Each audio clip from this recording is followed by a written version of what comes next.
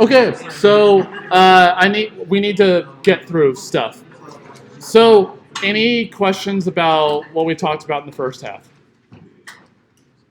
I like it, sir. Thank you. Other questions?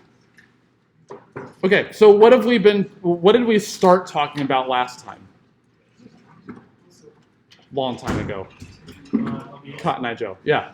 LBAs. So what are these LBA things?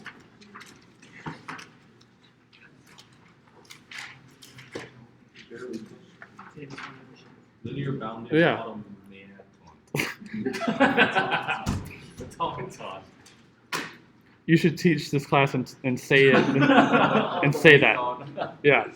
Automaton. Yeah. To be honest, like I've taught this class I guess 3 times now, and I've done countless recitations. I hate the word automaton. It's awful. It's the worst word, but it's correct. But I hate the word. Anyway, so what is an LBA in general?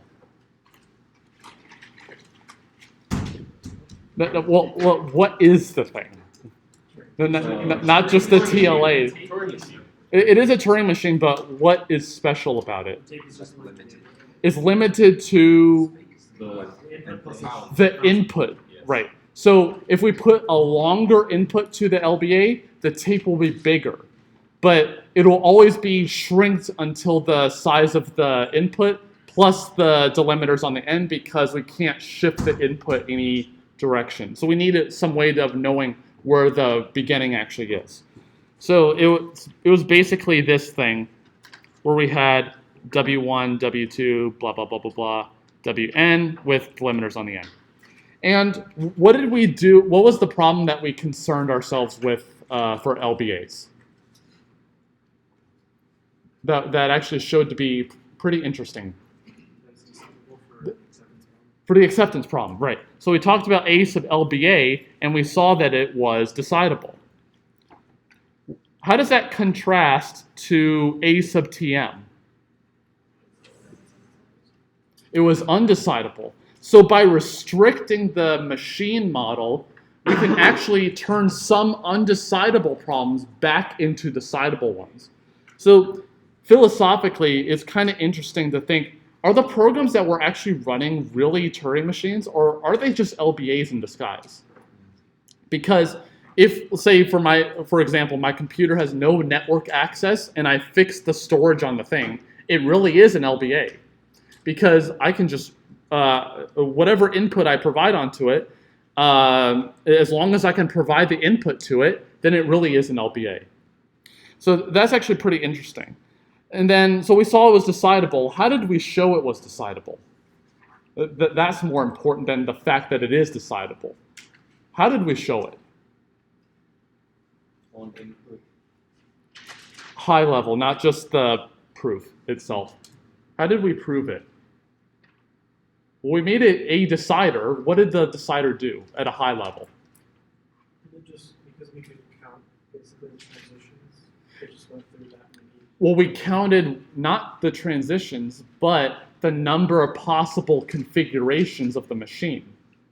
Well, if we can determine the number of configurations of the machine, well, the LBA itself can run forever. It's possible. It could just say, I'm in this beginning cell, I move right, move left, move right, move left, and never change the symbols there.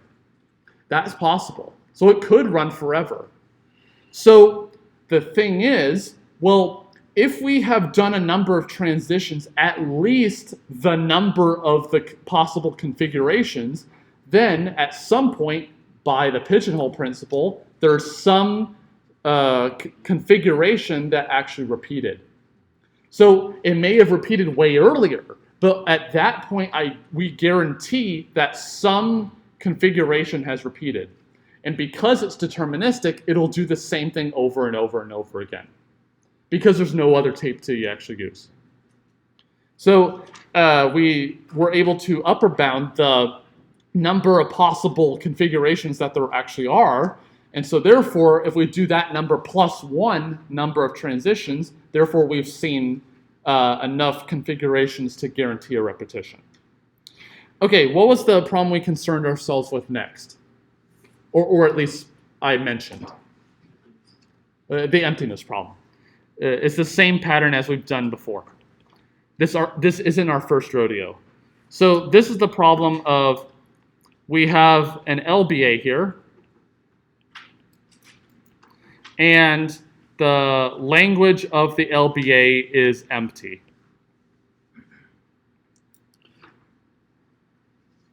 So let's throw back to the emptiness problem for the other models that we saw. So what was the verdict on the E sub Dfa problem? What did we see there? Decidable or not for Dfa? Should be a little quicker on this. It is decidable because we just said, oh, go from the start state and then just see if you can reach any final state at all. What about for CFGs and PDAs? What did we determine there? They're decidable too. And the way we did it was we had a CFG. So instead of doing nullable variables, which generate the empty string, we did productive variables, which generate a string at all. And then we tried to determine, can the start variable make any string at all? So it was decidable there. What about E sub Tm, Turing machines? We saw it was undecidable. We actually saw two proofs it was undecidable. What was the first one? What did we do for that one?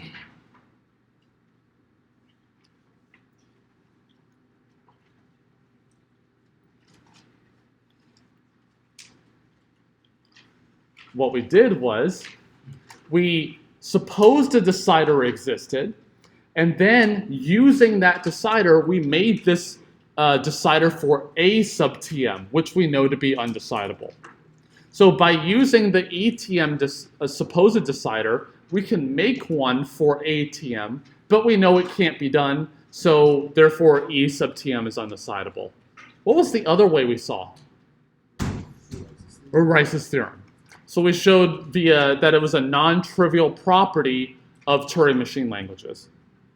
Well, if A sub LBA was undecidable, then we can probably do the same thing here. The same idea as the A sub Tm, but for A sub LBA. And in fact, you could. But the fact that it is decidable tells us nothing. So, and the fact that E sub CFG is decidable and E sub Tm is undecidable, well, E sub LBA could go either way. If E sub CFG was undecidable, then E sub LBA is going to be undecidable too. But because it's decidable, we can't really say anything. We can't apply the existing methods to it. So we really do have a 50-50 shot here. So what do you think? Decidable or not?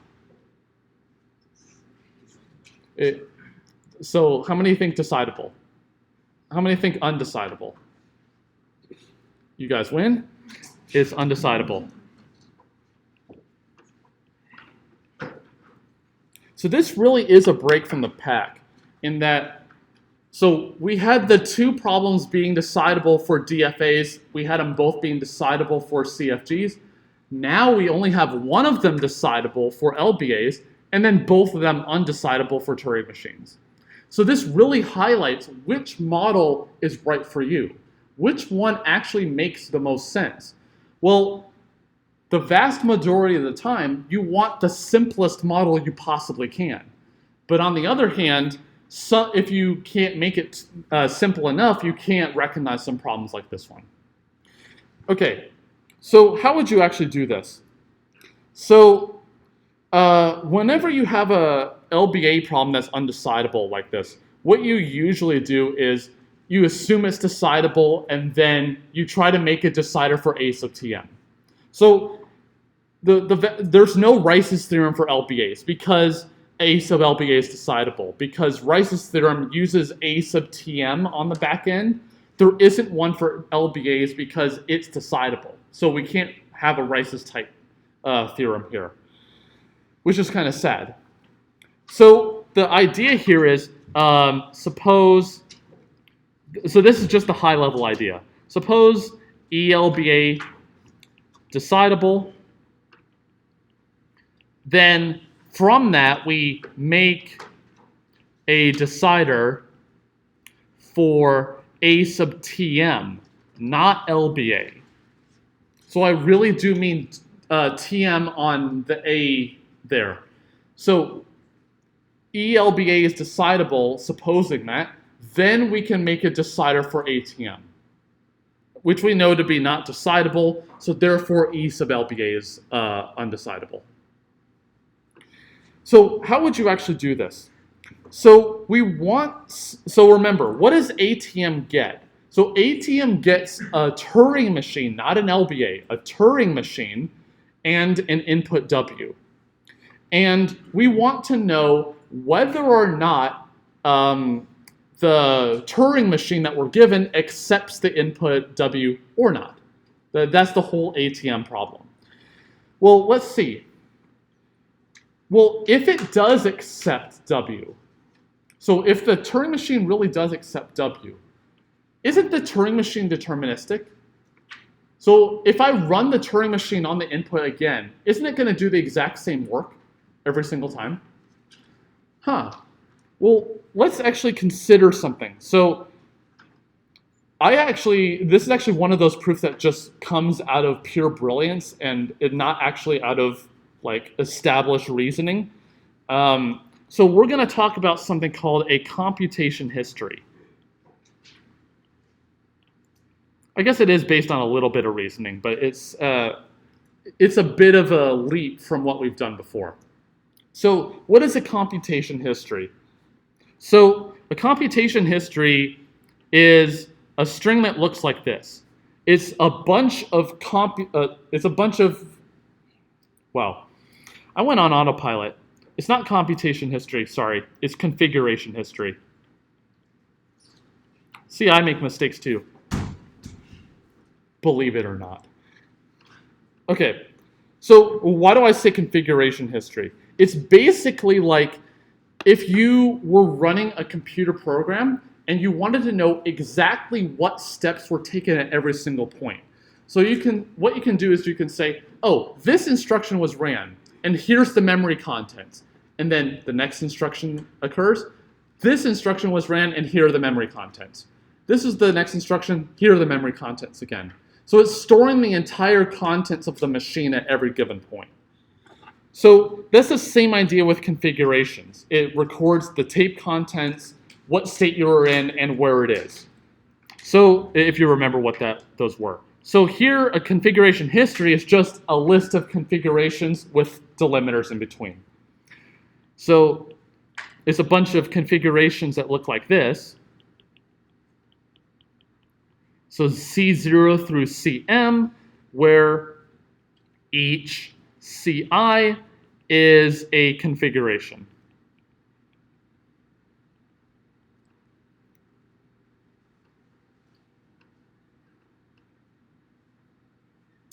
And an accepting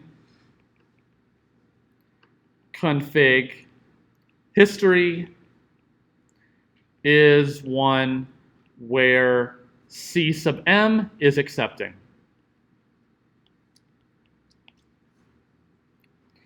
So it's kind of like the computation for DFAs, for example. Computation was just a list of states, and an accepting computation is one where the last state was an accepting state. Same idea here. It's just a bunch of configurations, and the accepting one is where the last one's accepting. Same idea. Any questions about that? Okay, so let's see. Suppose, let's actually make the configuration history. Well, here's the thing. So if the Turing machine that we're given and the input that it's going to receive, it really accepts that input. That Turing machine really accepts that input. Is there an accepting config history for it? Yeah, because the configurations that it does, the last one is an accepting one because we assumed that the Turing machine accepted that string.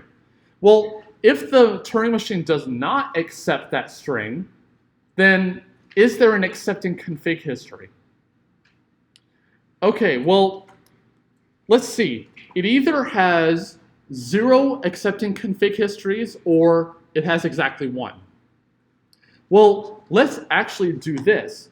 Let's make the language of all possible strings where they're valid accepting config histories. So the language of all possible config histories. Well, that language is either 0 strings or 1 string. Well, if it's 0, then that means that the Turing machine did not accept that input. And if it has 1 string in it, then that means that the Turing machine accepted that input. So let's let L sub MW be the language of all, I'll just do it in English, strings that encode ACHs. So accepting config history, I'm going to abbreviate as ACH. So strings that encode ACHs when M is run on W.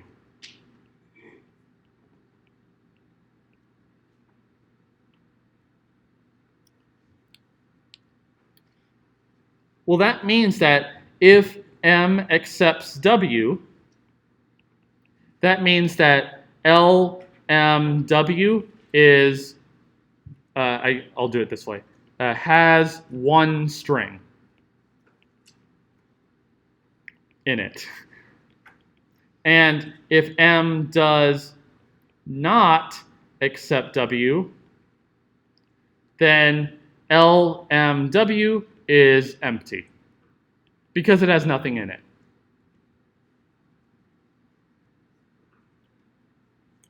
Well, let's see. If I could build an LBA that recognizes L sub MW, so I have the Turing machine in hand and I have the W in hand, could I make an LBA for that language? And if I could, and I supposed I had a decider to check whether it has empty language or not, then I can figure out whether M accepted W, because it's the same idea as before. So if the supposed decider says this LBA has empty language, then M does not accept W. And if it says no, it's not empty, well, that means M accepts W. So the key here is, can we make an LBA, not a Turing machine, an LBA that has L sub MW as its language? So the key is we can. So what is, so there's actually an incomplete definition on config history. So what has to be true of C0? Can it just be any old configuration, or does it have to be a specific one? It has to be the start one. So this guy has to be start, right? And so if I have the W string in hand, and I know the machine M, I know what the start configuration is, because it must be the start state followed by the input W. So I can hard code that into the LBA. What else has to be true along the way? Well, the last one for accepting has to be accepting. I know that one. What about along the way? Could C1 be unrelated to C0? Or does there have to be some relation between the two? Yeah, there has to be a relation, in what sense?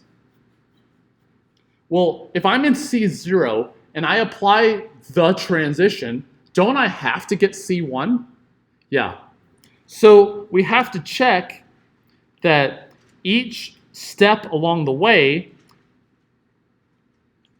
yields the next one. So remember yields, which is we have a configuration, apply a transition, get the next one. Well, could we check, so let's just make our checks along the way.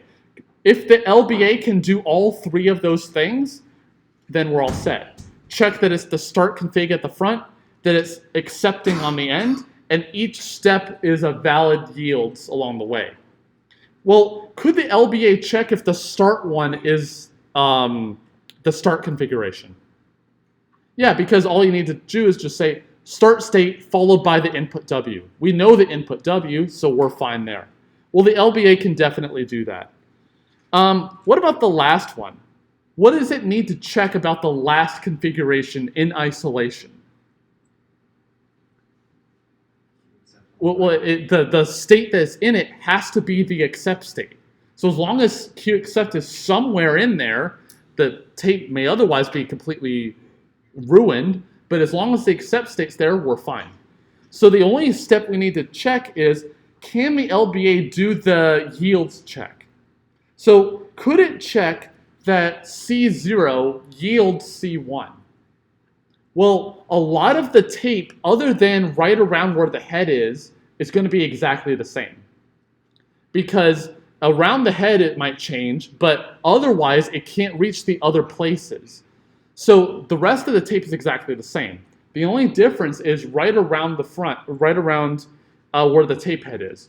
Well, around there, I have the table for the transitions of the machine that I'm given. So what I do is I just compute, if I'm at this position right here, what should we expect on the other side? And we can actually do that because we just look at the transition table of M because we're given it. Because the supposed decider for ATM has additional space. The LBA doesn't, but all we need is for the decider to be able to do that. Okay? So, in fact, we can actually recognize whether the string that we're given is an accepting config history when we're given the machine and the input on an LBA. So the LBA doesn't actually need more space to actually check whether this is an accepting config history. So how do we actually decide ATM? So here, remember we're given on input MW, where M is a Turing machine. So then we'll build an LBA to recognize, let's see, what was it? It was L sub MW. Then feed it to the supposed decider for E sub LBA.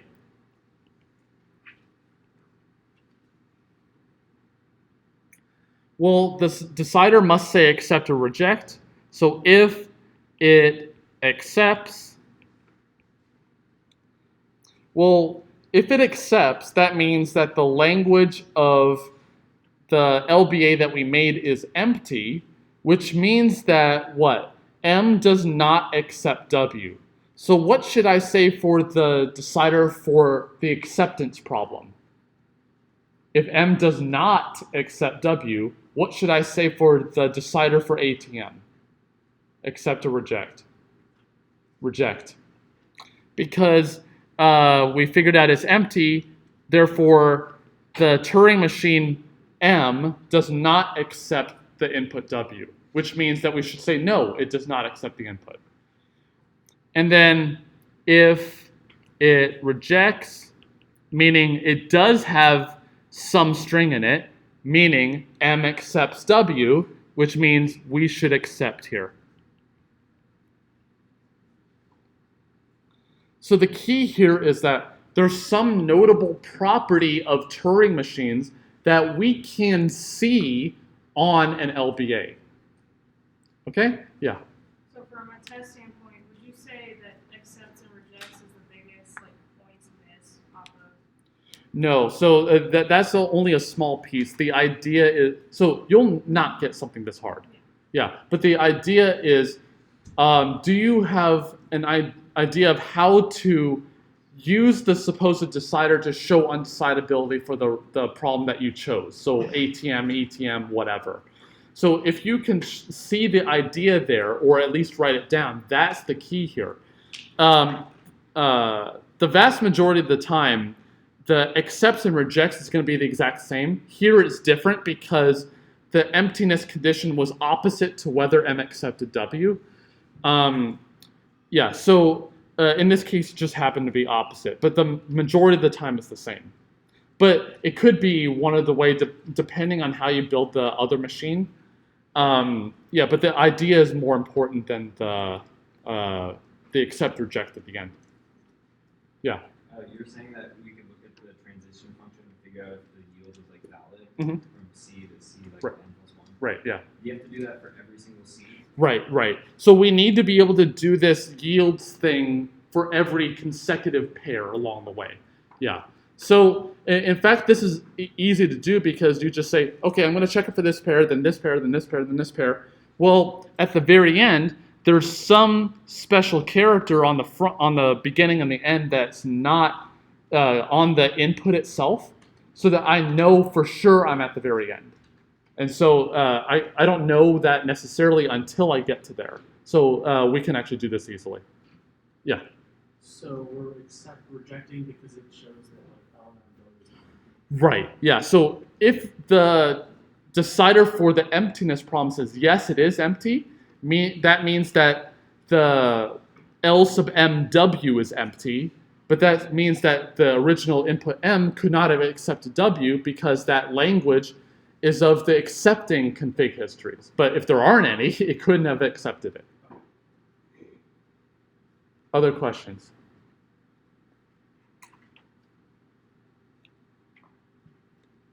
Okay. So I want to return to one problem that we talked about before. So, and then we'll get to the next thing, hopefully. Actually, we won't, but I'm going to actually talk about it first, and then I'll let you go. So, what did we say about eDFA? So we saw, actually I won't write it down, there's no need. So we saw that eDFA was decidable. Let's just take that as granted. What about all sub DFA? And by this I mean we have a bunch of DFAs that accept everything.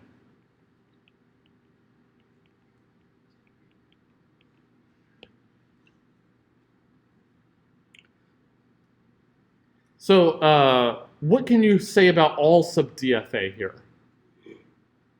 Decidable or not? DFA, the answer is easy. It is decidable. So what's a quick and dirty proof about why all DFA is decidable? Here's a really simple one. To decide all DFA, take the DFA that you're given and form the DFA for the complement. Well, if it accepted everything before, does it accept anything now? No. And if it didn't accept everything before, it does accept something now. So that means that we just take the complement DFA and feed it to the decider for eDFA. And then it tells us the answer. Let's return to this question. What about eCFG? We saw that it was decidable because I talked about it earlier. Now, let's concern ourselves with a real problem, all CFG.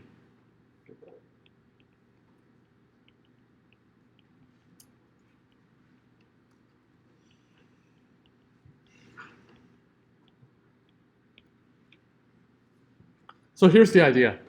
To decide all CFG, so don't write this down, it's not correct.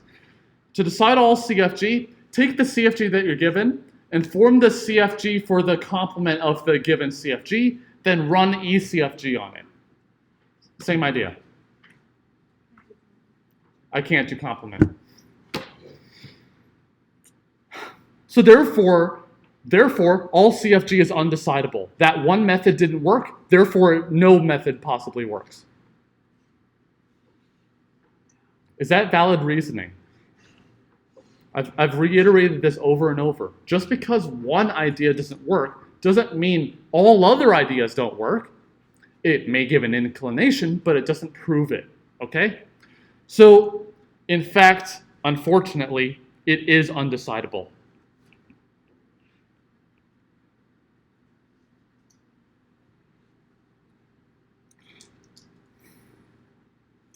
So this is actually pretty interesting because this is showing another break that we have seen. So we had pretty much everything that we could possibly see for DFAs being decidable, but now we see most things for CFGs are decidable, but now here's one that actually isn't. So I'm not going to actually get into that because I'm going to talk about this problem next time. What do you think about EQ-CFG? So this is just pairs of grammars that have equal language. So same idea as for EQ sub whatever before.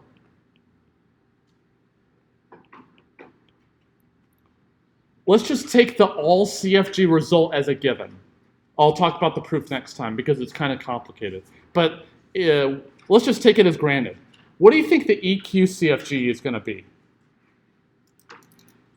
Decidable. It's undecidable. Why? Suppose it was.